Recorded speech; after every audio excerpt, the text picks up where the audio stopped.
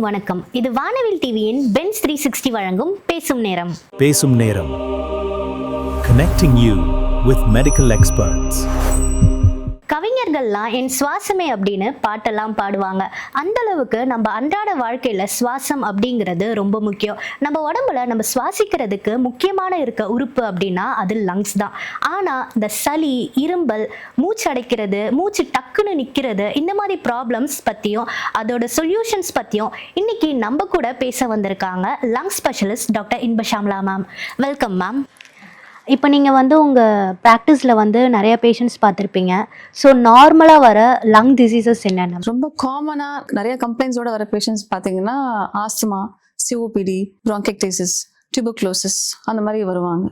இந்த மாதிரி நோய்கள் தான் ரொம்ப காமனாக நிறையா வரும். ஸோ இப்போ ஸ்டார்டிங் ஸ்டேஜில் இருக்க அறிகுறிகள் என்னென்ன மேம்?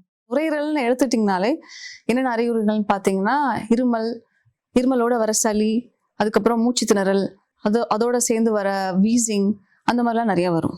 இப்போ நீங்கள் மோஸ்ட் காமனாக வர டிசீஸில் ஆஸ்துமா இருக்குது அப்படின்னு சொல்கிறீங்க. ஸோ அது எதனால் வருது மேம்?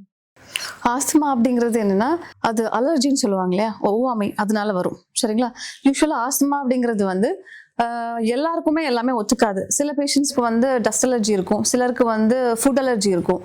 எல்லா ஃபுட்டுமே எல்லாருக்கும் ஒத்துக்காது. ஸோ இந்த பீனட், அப்புறம் இந்த சீ ஃபுட், சில பொருட்கள்லாம் சிலருக்கு அலர்ஜியாக இருக்கும். ஸோ அந்த மாதிரி இருக்க பேஷண்ட்ஸ்க்கு என்ன ஆகும்னா அந்த அலர்ஜிங்கிறனால ஆஸ்துமாங்கிறது வரும். பேசிக்காக கண்ணில் அது கன்ஜக்டிவைட்டிஸ்ன்னு சொல்கிறோம். இதே அலர்ஜி ஸ்கின்ல வந்தால் டெர்மடைட்டிஸ்ன்னு சொல்கிறோம். ஸோ அந்த மாதிரி அந்த அலர்ஜி சிம்டம்ஸ் லங்ஸில் வந்தால் அது ஆஸ்துமா அப்படின்னு சொல்கிறோம். என்ன ஆகுதுன்னு பார்த்தீங்கன்னா பேசிக்காக நுரையீரல் அந்த மூச்சுக்குழாய் சுருங்கிரும். அதனால மூச்சோட கஷ்டம் அந்த மாதிரி நிறையா வரும். ஸோ அது பேர் ஆஸ்துமா அப்படின்னு சொல்கிறோம் நம்ம. பட் வெறும் நுரையீரல் பிரச்சனை, மூச்சுக்குழாயில் அந்த மூச்சு விடுற கஷ்டம் அது மட்டும் வராது. சில பேஷண்ட்ஸ்க்கு மூக்கு ஒழுகுறது, தும்மல் நிறையா வருது, அந்த மாதிரி கூட சில பேஷண்ட்ஸ்க்கு வரும். அது எந்தனால வருது அப்படிங்கிற ரீசனை பொறுத்து ஃபீவர் கூட சில பேஷண்ட்ஸ்க்கு வரும். சரிங்களா? ஃபீவர், நிமோனியா அந்த மாதிரி இருக்க பேஷண்ட்ஸ் கூட ஆஸ்துமா அப்படிங்கிறது வரும். ஸோ இதை க்யூர் பண்ண முடியுமா மேம்? நிறையா பேர் கேட்குற கொஸ்டின்ஸ் இது க்யூர் பண்ண முடியுமா அப்படின்னு சொல்லிட்டு. இதெல்லாம் இருக்குது, டயபெட்டிஸ்லாம் வருது இல்லைங்களா, அது வந்துருச்சுன்னா அவ்வளோதான். அதை க்யூர் பண்ண முடியாது.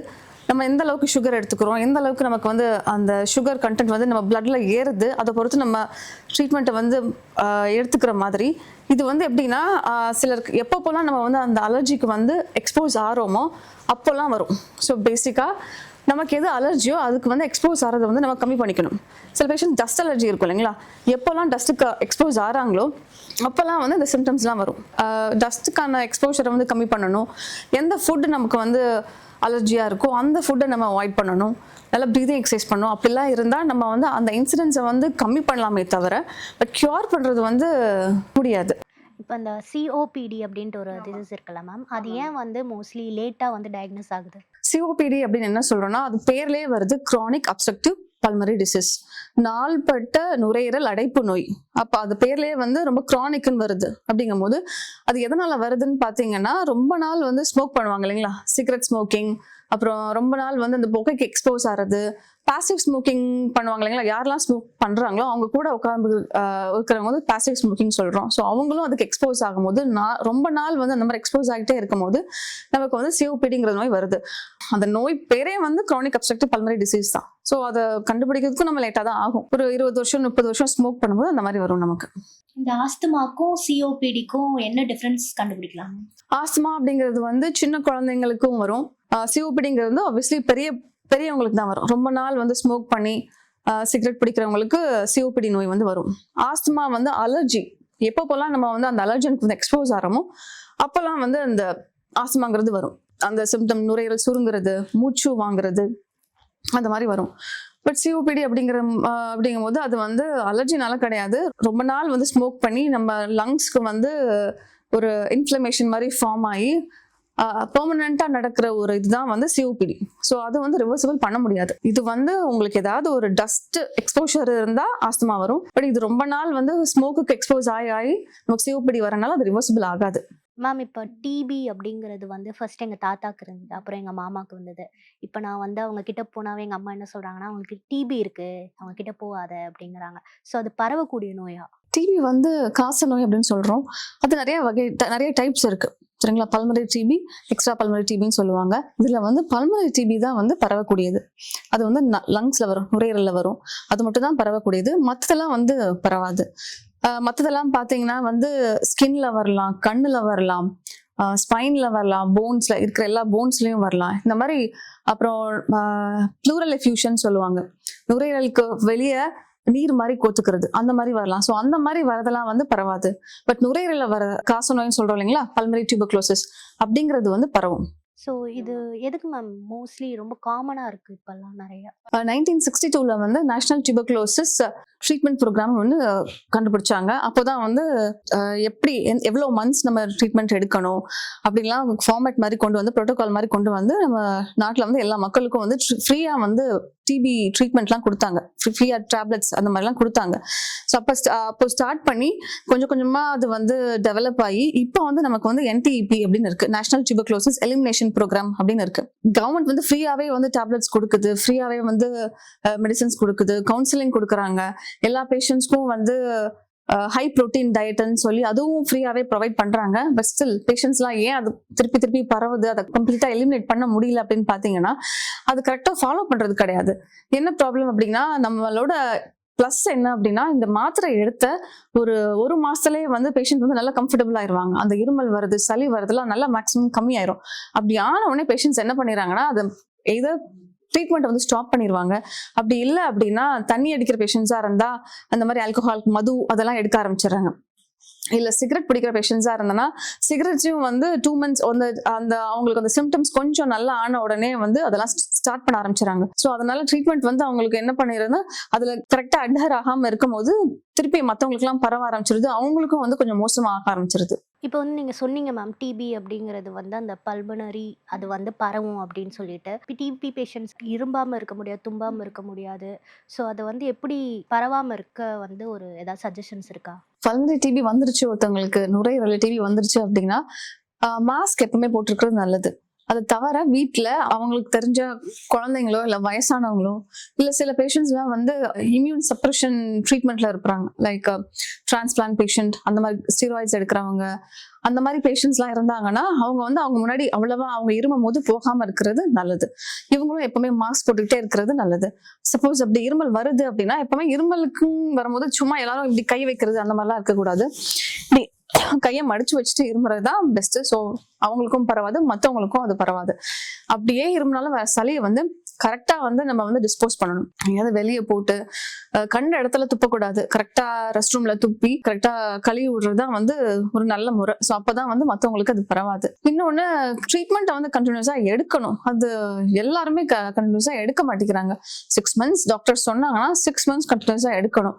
ஸ்மோக் பண்றதோ ஆல்கஹால் கன்சியூம் பண்றதோ விட்டுறணும். அந்த மாதிரி பண்ணாதான் மற்றவங்களுக்கு வந்து பரவாம நம்ம தடுக்க முடியும். இப்போ வந்து நீங்கள் சொன்னீங்க ஸ்மோக் பண்ணுறதால டிபி வர சான்ஸ் இருக்குது அப்படின்ற மாதிரி.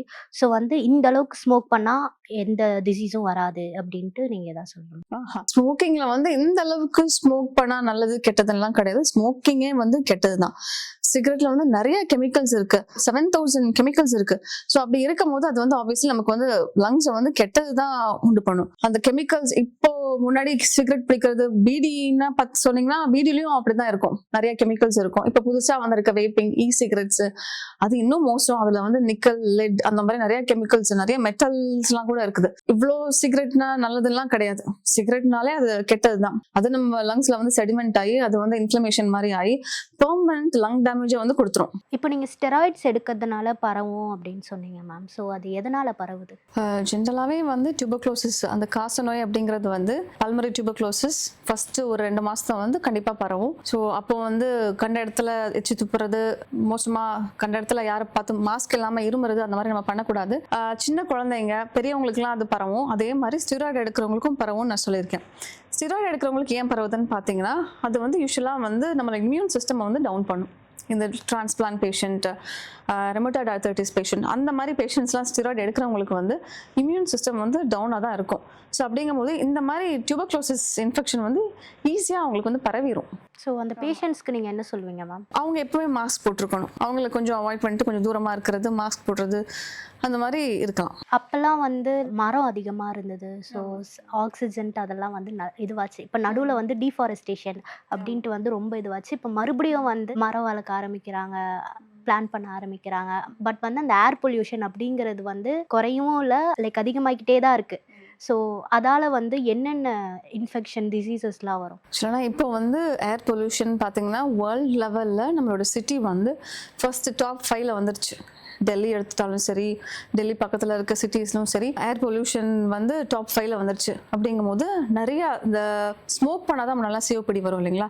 இப்போ இந்த ஏர் பொல்யூஷன்னால நார்மலாக இருக்க பீப்புளுக்கே வந்து இந்த சிஓபிடி மாதிரி இருக்கிற நோய்கள், அப்புறம் ஆஸ்துமா, இந்த மாதிரி அலர்ஜி, இந்த மாதிரி நோயெல்லாம் நிறையா வர்றதுக்கான வாய்ப்புகள் வந்து ரொம்ப நிறையா இருக்குது. இந்த COVID-19 வந்து நிறையா பரவிக்கிட்டே இருக்கு மேம். ஸோ வந்து அதனால் என்னென்ன லங் இன்ஃபெக்ஷன்ஸ் வருது? COVID-19 பார்த்தீங்கன்னா அதனால நிறையா வருது. என்னன்னு பார்த்தீங்கன்னா ஃபைப்ரோசிஸ் வருது, அப்புறம் கிரவுண்ட் கிளாஸிங் அப்பியரன்ஸ், அந்த இன்ஃபெக்ஷன்ஸ், இன்ஃபில்ட்ரேஷன்ஸ், பெர்மனண்ட்டான லங் டேமேஜஸ் கூட கோவிட் இன்ஃபெக்ஷனால வருது. இன்னொன்று என்ன பார்த்தீங்கன்னா, முன்னாடிலாம் வந்து ஆஸ்துமாலாம் பார்த்தீங்கன்னா முன்னாடி அம்மாவுக்கு வந்துச்சுன்னா பசங்களுக்கு வரும், அந்த மாதிரி ஃபேமிலியெல்லாம் இருந்தது. வந்து இப்போ வந்து கோவிட் வர பேஷண்ட்ஸ்க்கும் வந்து ஆஸ்துமாலாம் வருது. ஆஸ்துமானா பேசிக்காக என்ன, அந்த அலர்ஜிக் இன்ஃபெக்ஷன் சொல்கிறீங்களா, அவங்களுக்கு வந்து அந்த அலர்ஜிக் சிம்டம்ஸ் அவ்வளோவா இருக்காது. அந்த அடுக்கு தும்மல் வருது, ஈஸ்னோஃபிலிக் கவுண்ட் அதிகமாகிறது, அந்த மாதிரி இருக்காது. பட் ஆனால் அந்த வீசிங்கிறது வந்து வருது. ஏன் அப்படின்னு பார்த்தீங்கன்னா, அந்த நுரையீரல் வந்து டேமேஜ் ஆகிறனால அதனால வீசிங்லாம் வருது. இந்த லங் ப்ராப்ளம்ஸ், அது ப்ரீத்திங் ப்ராப்ளம்ஸ்லாம் மோஸ்ட்லி குழந்தைங்க இல்லைனா வயசானவங்களுக்கு வருது மேம். ஏன் அவங்கள மட்டும் மெயினாக அஃபெக்ட் பண்ணுது? குழந்தைங்களுக்கு வந்து இப்போ தான் வந்து லங்ஸ் வந்து டெவலப் ஆகிட்டு இருக்கும். ஸோ அவ்வளோ இம்யூனிட்டி வந்து அவங்களுக்கு இருக்காது, அதனால இருக்கும். ப்ளஸ் வயசானவங்களுக்கும் ஆப்வியஸ்லி அந்த ஓல்டேஜில் வந்து லங்கோட கெப்பாசிட்டி வந்து கம்மியாக தான் இருக்கும். ஸோ ப்ளஸ் அவங்களுக்கு வந்து அந்த இம்யூனிட்டியும் வந்து அவங்களுக்கு கம்மியாக தான் இருக்கும். அதனால இந்த 2 ஏஜ் குரூப்பும் வந்து எந்த இன்ஃபெக்ஷனாக இருந்தாலும் அது அதிகமாக தான் வரும். இந்த அப்ஸ்ட்ரக்டிவ் ஸ்லீப் ஆப்னி, ஓசா அப்படின்றாங்களே மேம், அப்படின்னா என்ன மேம்? அப்ஸ்ட்ரக்டிவ் ஸ்லீப் ஆப்னியா அப்படிங்கிறது வந்து இப்போ நிறைய பேருக்கு அதை பற்றின அவேர்னஸே இருக்க மாட்டேங்குது எல்லாரும். அது என்ன அப்படின்னு பார்த்தீங்கன்னா, தூங்கிட்டு இருக்கும்போது குரட்டை வரும் இல்லைங்களா, அந்த குரட்டையோட மூச்சு திணறலும் வந்து டக்குன்னு எந்திரிச்சிருவாங்க தூக்கத்துல இருந்து. அது பேர் தான் அப்ஸ்ட்ரக்டிவ் ஸ்லீப் ஆப்னி அப்படின்னு சொல்றாங்க. நிறைய பேர் என்ன நினைக்கிறாங்கன்னா, நல்லா தூங்கிட்டு இருக்கும்போது நல்லா குரட்டை விட்டா நல்லா தூங்குறாங்க அப்படின்னு நினைக்கிறாங்க. பட் அது கிடையாது. பேசிக்கா அது வந்து ரொம்ப சைலண்ட் கில்லர்னு கூட சொல்லலாம். அந்த மாதிரி குரட்டை வரும்போது என்ன ஆகுதுன்னு பார்த்தீங்கன்னா, நம்மளோட மூச்சு குழாயில வந்து ஒரு பிளாக் மாதிரி ஆகுது. அதனாலதான் வந்து இது குரட்டை சவுண்டா நமக்கு வெளியே வருது. அந்த மாதிரி வரும்போது உடம்புல இருக்கிற ஆக்சிஜன் சப்ளை வந்து கம்மியாகுது. ஸோ அப்படி ஆகும்போது உடம்புல இருக்க எல்லா ஆர்கான்ஸ்ல இருக்க ஃபங்க்ஷன்ஸும் வந்து கம்மியாகுது. ஸோ அந்த மாதிரி ஓசா பேஷண்ட்ஸ்க்கு வந்து யூஸ்வலா பிபி ஷூட்டப் ஆகும், சுகர் ஷூட்டப் ஆகும், கொலஸ்ட்ரால் இருந்து அதுவும் அதிகமாகும். இது பேசிக்கா ஒரு செயின் ரியாக்ஷன் மாதிரி. அதனால நிறைய பேருக்கு ஆர்டிஏ கூட வந்திருக்கு, அதாவது ரோட் டிராஃபிக் ஆக்சிடென்ட். காலையிலாம் சும்மா உட்காந்துட்டு இருக்கும் போது தூங்குவாங்க. ஸோ அந்த மாதிரி இருக்க பேஷண்ட்ஸ்லாம் வந்து வண்டி ஓட்டுனீங்கன்னா, வண்டி ஓட்டும் போதும் தன்னையவே அறியாம தூங்கிடுவாங்க. அதனால ரோட் டிராஃபிக் ஆக்சிடென்ட்ஸ்லாம் கூட ஆகும். பட் இதை பத்தின அவேர்னஸ் இல்லாதனால அதனால ட்ரீட்மெண்ட்டும் அவ்வளவா யாரும் எடுக்க மாட்டேங்கிறாங்க. பட் இதை பத்தி எல்லாரும் தெரிஞ்சுக்கணும். இப்போ இது வந்து அதிகமா ஆகிக்கிட்டே இருக்கு மேம், லைக் ஸ்ப்ரெட் ஆகுதுன்னு சொல்ல முடியாது, பட் எல்லாருக்குமே அது வந்து கம்யூனிகபிள் கிடையாது. அது வந்து யாருக்கும் பரவாது. பேசிக்கா அது என்னன்னா ஒபிசிட்டி இன்க்ரீஸ் ஆகும்போது அதுவும் இன்க்ரீஸ் ஆகும். வெயிட் இன்க்ரீஸா இருக்கிற பேஷண்ட்ஸ்க்கு அந்த கழுத்து கொஞ்சம் நல்லா பெருசா இருக்கும் இல்லைங்களா, அந்த கழுத்து ஃபேட், ஜென்ரலாவே வந்து ஃபேட் அதிகமா இருக்கிற பேஷண்ட்ஸ்க்கு வந்து ஓசா வந்து வரும். அவங்களுக்கு வந்து குரட்டை ரொம்ப வரும். அவங்களுக்கு வந்து இந்த மாதிரி மூச்சு திணறல் வரும், அடைப்பு இந்த மாதிரி வரும்போது பேசிக்கா இந்த மாதிரி ப்ராப்ளம்ஸ்லாம் வருது. ஆமா, தைராய்டுங்கிறத விட ஃபேட். ரீசெண்டா நான் ரிசர்ச் பண்ணிட்டு இருக்கேன், நான் PhD பண்ணிட்டு இருக்கேன் அப்ஸ்ட்ரக்டிவ் ஸ்லீப் ஆப்னியால. அதுல என்ன பாத்தீங்கன்னா, உடம்புல இருக்க வந்து அந்த விசரல் ஃபேட்னு சொல்லுவாங்க. நார்மலா நமக்கு தெரிஞ்சது வந்து டம்மி ஃபேட் அந்த மாதிரி தான் தெரியுது இல்லைங்களா. சப்கியூட்டேனியஸ் ஃபேட் படி தான் நிறைய பேருக்கு தெரிஞ்சிருக்கு. பட் விசரல் ஃபேட் நிறைய இருக்கிற பேஷண்ட்ஸ்க்கு வந்து இந்த ஓசாவோட சிம்டம்ஸ் வந்து நிறைய இருக்கு. ஸோ இதோட சைடு எஃபெக்ட்ஸ் எதனா இருக்கா? சைடு எஃபெக்ட்ஸ் நான் சொன்ன மாதிரி உங்களுக்கு பிபி அதிகமாகும், சுகர் அதிகமாகும். பிபி ஆப்வியஸ்லி அதிகமா இருக்கும்போது நாள்பட கிட்னி ப்ராப்ளமும் வந்து அதிகமாயிரும். ஸோ கிட்னி ப்ராப்ளம் அதிகமாகும் போது எல்லாமே வந்து ஷட் டவுன் ஆயிரும். கொலஸ்ட்ரால் அதிகமாயிரும். நான் ஒரு பேஷண்ட்டை பார்த்திருக்கேன். அவருக்கு வந்து நல்ல ஒபீஸ் பேஷண்ட். அவர் வந்து நல்ல வெயிட். AHI ஸ்லீப் ஸ்டடின்னு ஒன்று பண்ணுவாங்க. அதை எப்படி கண்டுபிடிக்கிறோம் அப்படின்னு பார்த்தீங்கன்னா, ஸ்டாப் பேங்குன்னு சொல்லி ஒரு கொஸ்டின் இருக்கு. அதை கேட்டுட்டு அதுக்கப்புறமேட்டு அது பாசிட்டிவா இருந்தனா வந்து ஸ்லீப் ஸ்டடி வந்து அவங்களுக்கு பண்ண சொல்றோம். ஸ்லீப் ஸ்டடி பண்ணும்போது AHI சொல்றாங்க, ஆப்னியா ஹைபாப்னியா இண்டெக்ஸ், அதை வச்சு மெஷர் பண்றோம். அது வந்து 5க்கு மேல இருந்தா அப்நார்மல், சில பேஷண்ட்ஸ்க்கு 70 எல்லாம் போகும். ஸோ அந்த பேஷண்ட்க்கு வந்து 70 போய் நல்ல ஒபீஸ் பேஷண்ட், அவர் ஆக்சுவலி டிரைவ் பண்ணக்கூடாதுன்னு சொல்லியாச்சு. பிளஸ் அதுக்கு ட்ரீட்மெண்ட்னு பாத்தீங்கன்னா ஸ்லீப் ஆப்னியாக்கு வந்து வெயிட் ரிடக்ஷன் இருக்கணும், லைஃப் ஸ்டைல் மேனேஜ்மெண்ட் இருக்கணும். பிளஸ் ஒரு ரொம்ப AHI அதிகமா இருந்துச்சுன்னா வந்து CPAP தெரப்பின்னு சொல்லுவாங்க. அது வந்து ஒரு மெஷின் மாதிரி இருக்கும், ஃபேஸ் மாஸ்க் மாதிரி வச்சுட்டு ஒரு மெஷினோட கனெக்ட் பண்ணி அது வந்து பாசிட்டிவ் ப்ரெஷர் கொடுக்கும். அதாவது நம்ம சில பேஷண்ட்ஸ்க்கு வந்து குண்டா இருக்க பேஷண்ட்ஸ்க்கு வந்து நாக்கு பெருசா இருக்கும், பிளஸ் அந்த உள்ள இருக்கிற ஸ்பேஸ் வந்து கம்மியாயிரும் இல்லைங்களா. ஸோ அப்போ வந்து அது நாக்கு போய் உள்நாக்கு போய் படுத்து பின்னாடி போயிட்டு அதை வந்து பிளாக் பண்ணிடும். அதனாலேயே வந்து மூச்சு திணறல் வந்து நிறைய வரும். ஸோ அந்த மெஷின் ஃபிக்ஸ் பண்ணும் போது அந்த ப்ரெஷர், பாசிட்டிவ் ப்ரெஷர்னால அந்த மாதிரி விழாம உங்களுக்கு வந்து நல்ல ஃப்ளோ வரும். அந்த பேஷண்ட் வந்து அதை எடுக்க விருப்பம் இல்லாம டிரைவிங்கும் கண்டினியூ பண்ணி வந்து RTAல வந்து அவர் இறந்துட்டாரு. ஸோ நம்ம எல்லாரும் என்ன நினைக்கிறாங்கன்னா அப்ஸ்ட்ரக்டிவ் ஸ்லீப் ஆப்னியா கொரட்டை அப்படிங்கிறது வந்து எல்லாருக்கும் வருது, அதனால ஒன்றும் இல்லைன்னு நினைக்கிறாங்க. பட் அதனால நிறைய சைடு எஃபெக்ட்ஸ் வரும். ஹார்ட் இஷ்யூஸே அதனால தான் வரும். ஹார்ட் ப்ராப்ளம், மயோகார்டியல் இன்ஃபாக்ஷன், அந்த மாதிரி நோய் கூட ஒரு சைக்கிள் ரியாக்ஷன் மாதிரி இதனால வரும்.